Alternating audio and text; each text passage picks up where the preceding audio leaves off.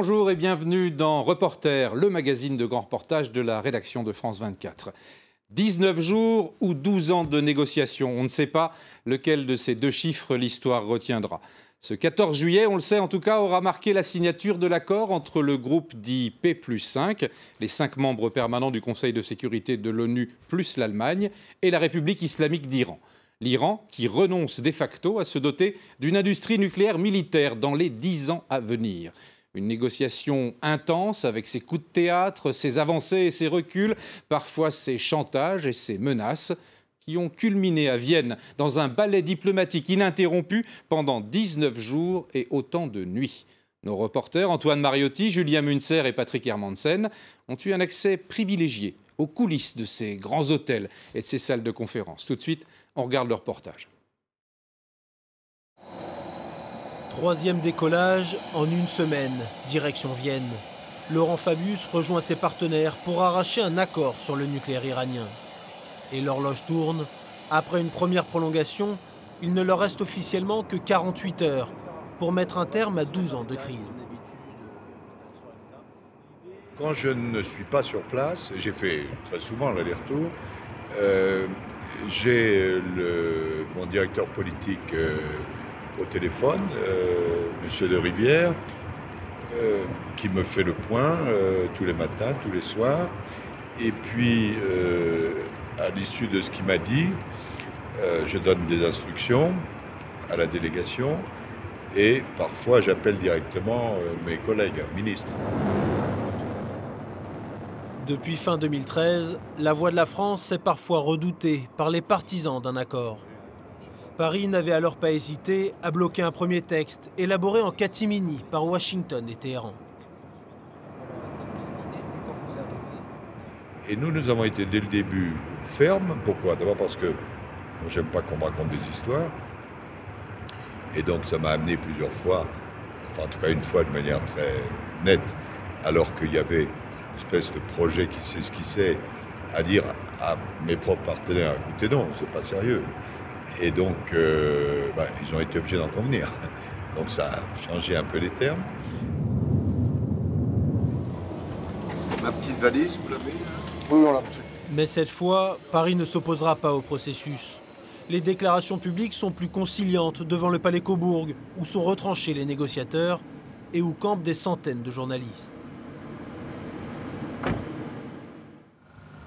Au deuxième étage, dans une des suites de l'hôtel de luxe, Federica Mogherini vient de recevoir le projet du texte final.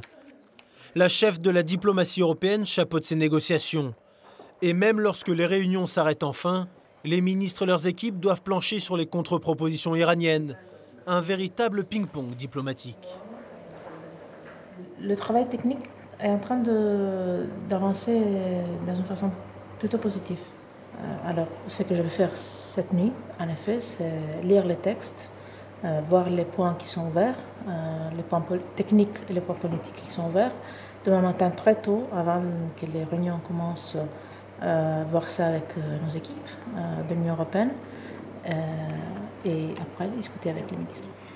Vous avez tout ça à lire dans la nuit du coup? Ah oui, bien sûr. Ça fait combien de pages à peu près?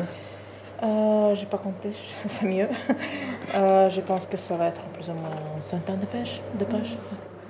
Oui.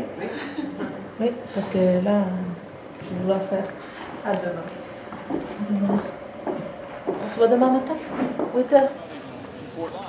C'est derrière ces rideaux que tout se joue ensuite.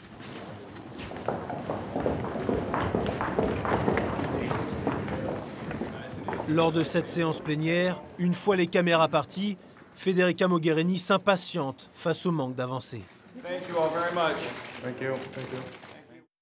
Si c'est comme ça, on va tous rentrer à la maison. Ne menacez jamais un Iranien. Ni un Russe. Mais une fois les coups de théâtre passés, diplomates et experts prennent le relais.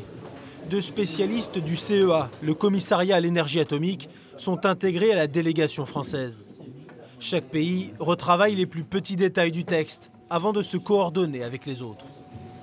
C'était la même chose pour nous, c'est juste que nous on rajoutait une condition supplémentaire. Oui, mais du coup l'idée c'est de dire que le système actuel finalement offre une garantie suffisante aux entités. Non mais encore une fois, je ne suis pas d'accord sur l'objectif recherché. Ça n'est pas ça le problème. Le problème, ce n'est pas les militaires acquérant des choses pour la EI. Ils ont le droit de violer la résolution pour faire du militaire, mais si jamais c'est du militaire nucléaire, bim.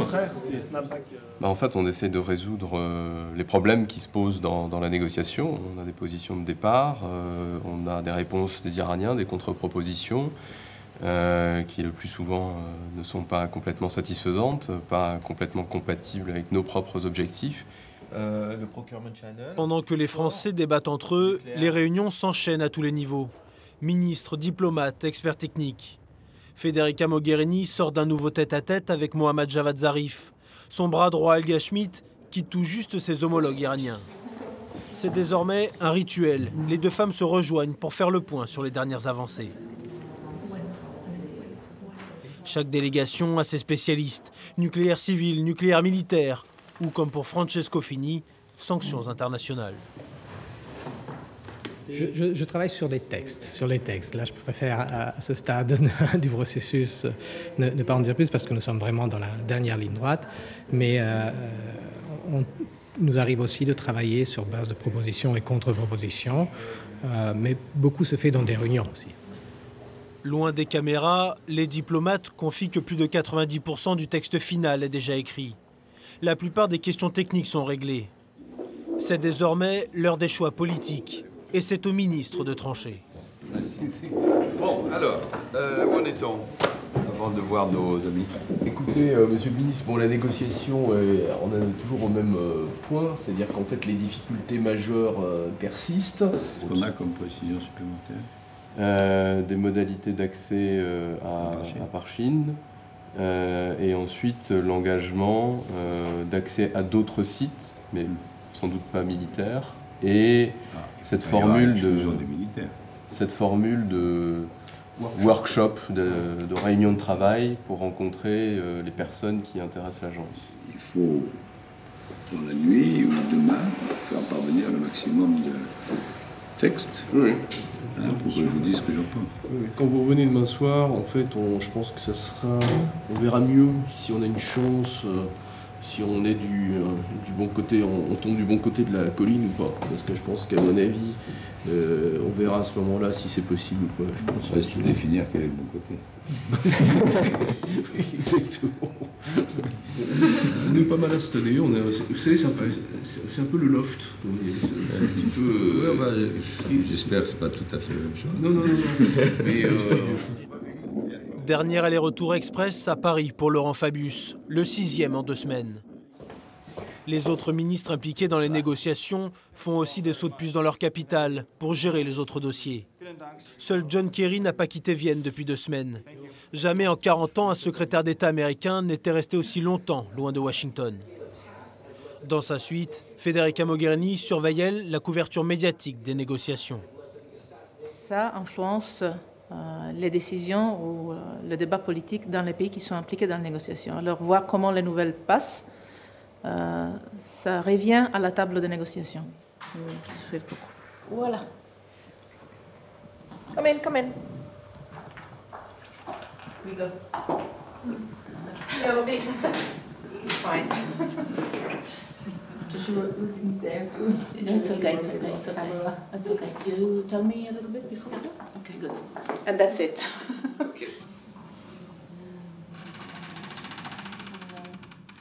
Au même étage, ce dimanche soir, Laurent Fabius retrouve ses conseillers alors que le dénouement approche. Ils sont vraiment obligés de Il faut regarder les choses sur le fond. Mais c'est fait de façon très précise et on fait passer en temps réel nos modifications au SE.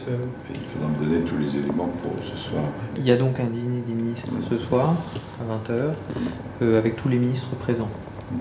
Sachant que le Britannique il n'est pas là. Il est parti. Voilà. Donc ça, c'est les prochaines étapes immédiates. Bon, alors, d'accord. Donc on va regarder maintenant les histoires, à supposer qu'on n'ait pas de problème de dernière heure, les problèmes de présentation. Oui. Les Américains voudraient que ce soit le plus tard possible à cause de leur exigence de décalage horaire. Les Iraniens ont le décalage dans l'autre sens. Nous, on n'a pas ce type de problème. Enfin, une fois que c'est fini, on va présenter les choses sans faire de la comédie. Où est-ce que vous en êtes? Donc, la dernière réunion aura lieu aux Nations Unies. La réunion. Présentation ou réunion? Non, réunion. Ouais. Oui, enfin, c'est pro format. Voilà. Quelle heure?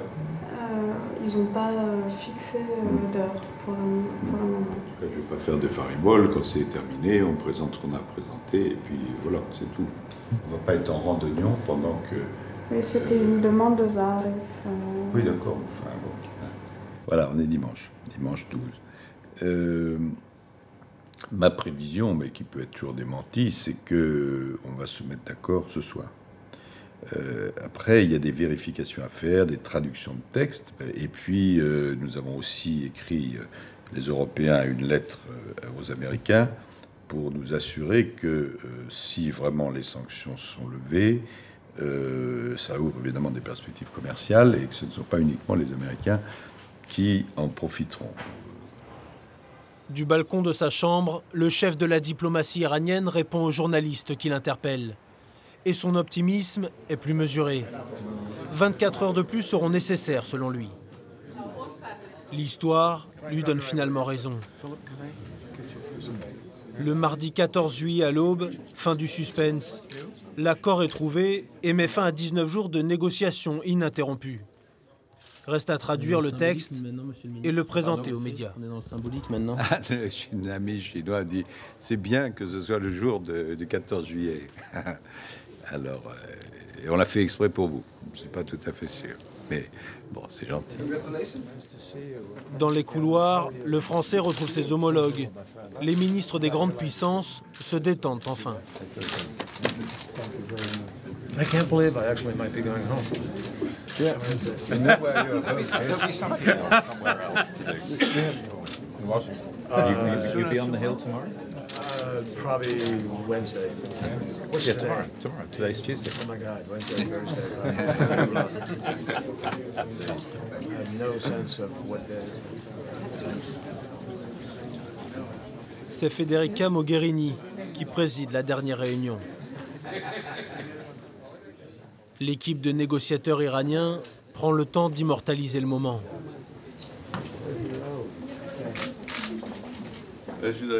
Leur chef, Mohammad Javad Zarif, rejoint à son tour ceux avec qui il a longuement bataillé. Pour la première poignée de main d'une nouvelle ère. Une nouvelle ère qui, pour l'heure, n'est que diplomatique. Et voilà, c'était un reportage d'Antoine Mariotti, Julien Munzer et Patrick Hermansen pour France 24. C'est la fin de cette émission. Merci de l'avoir suivi. On se retrouve la semaine prochaine pour un nouveau numéro de Reporter sur France 24.